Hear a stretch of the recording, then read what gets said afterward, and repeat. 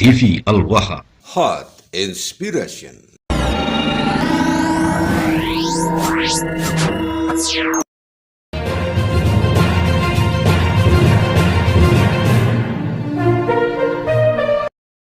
Assalamualaikum warahmatullahi wabarakatuh. Salam jumpa, salam sejahtera untuk Anda semua. Salam persaudaraan dari kami Ar-9 Channel. Kembali saya menyapa Anda saudara-saudaraku sekalian.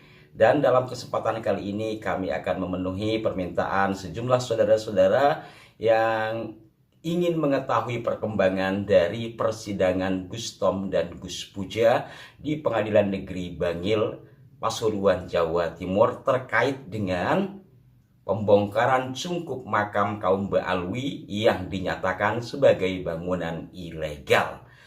Nah, pada hari Kamis kemarin 26 Februari 2026 telah digelar persidangan yang ke-12. Namun nampaknya tidak ada press conference dari tim kuasa hukum Gus Tom dan Gus Puja. Kami hanya mendapatkan informasi melalui media online, yakni dari situs berita Suara KPK Cyber, yang nanti akan kami bacakan, di mana sidang yang ke-12 ini adalah pembacaan pledoi atau pembelaan terhadap Gus Tom dan Gus Puja. Saudara-saudaraku sekalian, kecuali hal tersebut juga sampai hari ini masih beredar tentang framing-framing barangkali ya terhadap kedua sahabat kita ini yang dikatakan sebagai gedibal dari kaum Ba'alwi dan sebagainya, baik di grup-grup WhatsApp ataupun di sejumlah lini masa atau medsos. Bahkan saya juga mendapatkan voice note suara dari seorang tokoh yang saya kenal suara tersebut, yang mengatakan bahwa tokoh ini sama sekali tidak kenal dengan Tom. Sedangkan dengan Gus Puja atau Mas Jumari, katanya beliaunya ini kenal ketika terjadi peristiwa yang disebut dengan pembongkaran itu. Padahal Mas Jumari atau Gus Puja ini ikut serta dalam rapat. Kami perlihatkan kembali, ini sekedar untuk mempertegas kepada kita. Ini peristiwanya terjadi pada bulan September, artinya sebelum peristiwa ziarah yang kemudian berujung pembongkaran itu. Loh, kok bisa dikatakan baru kenal ketika terjadi peristiwa, padahal dalam rapat ini satu ruangan gitu. Tetapi saya tidak ingin memperpanjang persoalan ini, barangkali ini bagian dinamika. Cuman hal ini kami sampaikan untuk mengingatkan kembali niat baik semua pihak untuk normalisasi pemakaman di Dusun Serambi, Desa Winungan Kidul, Kecamatan Winungan, Kabupaten Pasuruan tersebut. Jangan sampai nanti substansinya hilang, malah berputar-putar kepada persoalan saling tuding gitu ya. Kurang lebih seperti itu kan yang beredar. Bahwa kalau Gus Puja, sebagaimana yang saya katakan tadi, sangat tidak masuk akal bagi saya kalau tokoh ini mengatakan baru kenal ketika adanya peristiwa, padahal Gus Puja sudah ikut rapat gitu. Saya tidak sebut nama tokohnya. Sementara Gus Tom, memang saya tidak memiliki data apakah beliau ini terlibat dalam rapat-rapat atau bagaimana. Yang pasti, sebagaimana yang sudah disampaikan baik dalam pra-peradilan ataupun dalam sidang pokok perkara, Gus Tom ini datang belakangan. Dan kedua sahabat kita ini yang juga harus digarisbawahi datang atas undangan dari PWILS. Undangannya adalah untuk ziarah, bukan untuk pembongkaran. Ini juga harus digarisbawahi. Nah, saudara-saudaraku sekalian, ada juga sahabat yang mungkin tidak tahu sepak terjang Gus Tom. Ini yang akan kami sampaikan di sini. Dalam bahasa kasarnya itu, sekilas kami akan buka kedok siapa Gus Tom. Dan beberapa kali kami tayangkan tentang kiprah Gus Tom dalam pelurusan sejarah. Pertama yang ingin saya sampaikan, Gus Tom adalah orang yang menjawab tantangan Husin Baagil ketika Husin Baagil menyampaikan sayembara 1M dan 1 Alphard itu. Gus Tom yang merespon. Sehingga kemudian terjadi jalinan komunikasi by phone antara kedua ini. Dan dari sini juga berlanjut kepada perdebatan sengit ya di TikTok yang juga sudah pernah kami tayangkan di sini. Di antaranya dengan Gus Naim yang saat ini menjadi kuasa hukum Gus Tom dan Gus Puja. Pada saat itu Gus Naim meminta kepada Husin Bagil agar sayembara itu dinotariskan biar jelas, biar ada pijakan hukumnya, sehingga terjadi perdebatan sengit. Bahkan Husin Bagil diantaranya menyebut geger geden atau ngajak geger geden, ya kurang lebih seperti itu. Ini sudah pernah kami tayangkan. Dan juga selain merespon dari tantangan Husin Bagil dalam sayembaranya itu, Gus Tom juga ikut ketika elemen masyarakat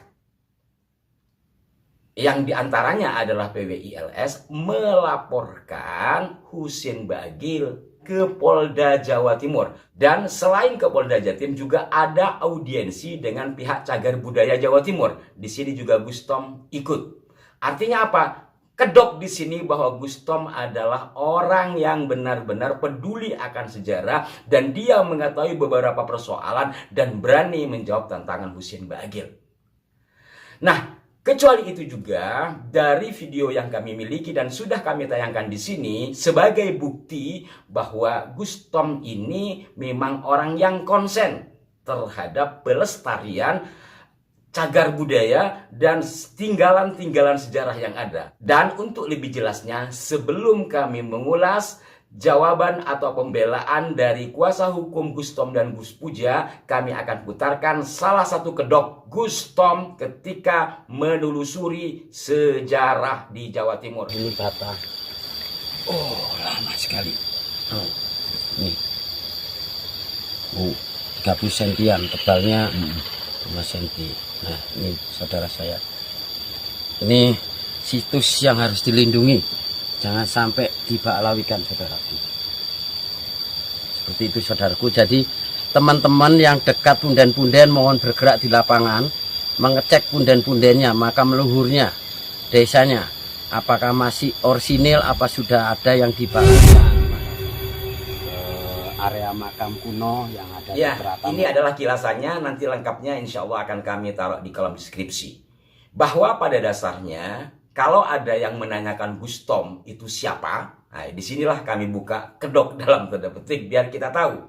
Bahkan salah satu sahabat kami yang konsen di bidang sejarah yang berada di Jawa Timur itu berkali-kali membersamai Gus Tom. Dan sahabat ini mengatakan bahwa Gus Tom juga belajar sama beliau bagaimana cara untuk menelisik situs, mulai dari bentuk artefak dan segala halnya. Simpulannya bahwa Gus Tom adalah orang yang peduli terhadap sejarah. Sehingga dari sini mungkin beliau terketuk hati untuk juga hadir dalam acara ziarah Aulia Serambi yang berujung pada pembongkaran itu, dan juga kenapa akhirnya beliau pula yang dilaporkan. Untuk Gus Puja kami tahu belakangan, yang kami tahu adalah Gus Tom. Jadi pagi terjadi pembongkaran, katakanlah demikian, sorenya sudah ada pelaporan. Yang kami terima laporannya itu adalah Gus Tom. Kenapa harus Gus Tom? Padahal jelas dia datang belakangan, sebagaimana berkali-kali kami sampaikan. Dan terkait dengan hasil sidang yang ke-12 atau pembacaan pledoi dari kuasa hukum yang dimuat oleh Suara KPK Cyber, saya akan bacakan poin-poinnya saja, bahwa di sini ada kutipan langsung dari tim kuasa hukum yang berbunyi, kami kemarin telah mendatangkan 3 saksi yang meringankan. Boro-boro JPU atau Jaksa Penuntut Umum membuat pertimbangan hukum, tetapi JPU menerapkan dan menerangkan dalam tuntutannya pun tidak. Ungkap Ainun Naim. Gus Naim maksudnya ini ya. Kemudian dalam sidang pembelaan atau pledoi kali ini, beberapa poin yang disampaikan oleh kuasa hukum yang dimana mereka menolak sebagai berikut. 1. Menolak tuntutan pidana penjara selama 7 bulan yang diajukan oleh jaksa penuntut umum.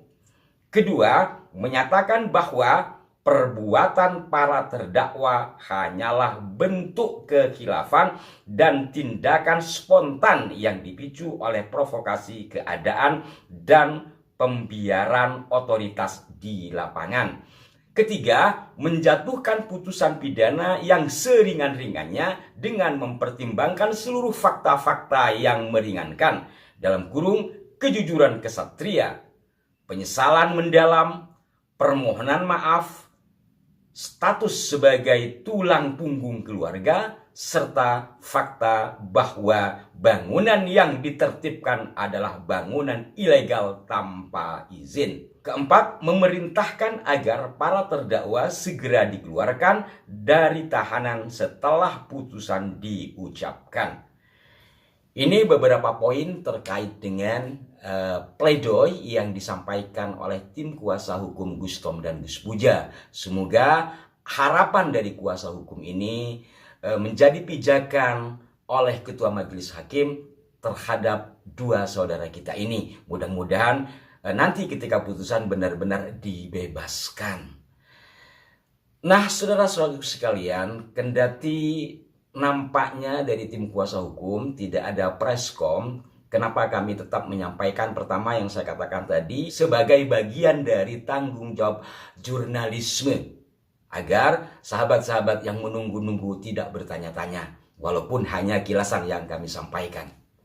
Dan semoga saja dengan hal ini siapa tahu ada yang terketuk hati untuk mendoakan semua pihak. Pertama, tentu agar Gustom dan Gus Puja segera dibebaskan. Yang kedua, persoalan yang membelit hal ini, katakanlah dinamika framing atas Gustom dan Gus Puja, mudah-mudahan segera disudahi. Mereka yang sengaja membuat framing mudah-mudahan disadarkan, dan semoga ini juga hanya bagian dari kesalahpahaman untuk selanjutnya tetap bersama dalam kesatuan untuk meluruskan sejarah, terkhusus pemakaman Serambi, Winungan Kidul, Kecamatan Winungan, Kabupaten Pasuruan, Jawa Timur, karena komplek makam ini dari informasi yang kami terima dan dari data-data yang kami baca adalah komplek bersejarah. Maka sangat disayangkan jikalau normalisasi ini tidak berlanjut. Mudah-mudahan pula upaya dari Ki Haji Mas Taufik Al-Qasimi yang melaporkan pembangun dari cungkup makam itu juga segera direalisasikan oleh pihak yang berwenang. Karena sampai hari ini saya belum mendapatkan informasi lanjutan. Saya sudah menghubungi Kiai Taufik. Kiai Taufik meminta kepada saya untuk bersabar dulu bagaimana kelanjutan dari laporan beliau bersama pengacaranya terhadap Polres Pasuruan terkait dengan makam-makam leluhur beliau, termasuk juga dua makam yang terhimpit di sebelahnya. Ini belum lagi makam yang dikatakan terpendam di bawah pondasi cungkup makam itu, sebagaimana yang telah kami tayangkan. Terkait hal ini nampaknya belum ada perkembangan informasi. Mohon maaf jika ada kekeliruan, salam hormat kami untuk semuanya, dan mari kita tetap kawal peristiwa ini mencapai titik keadilan. Wassalamualaikum warahmatullahi wabarakatuh.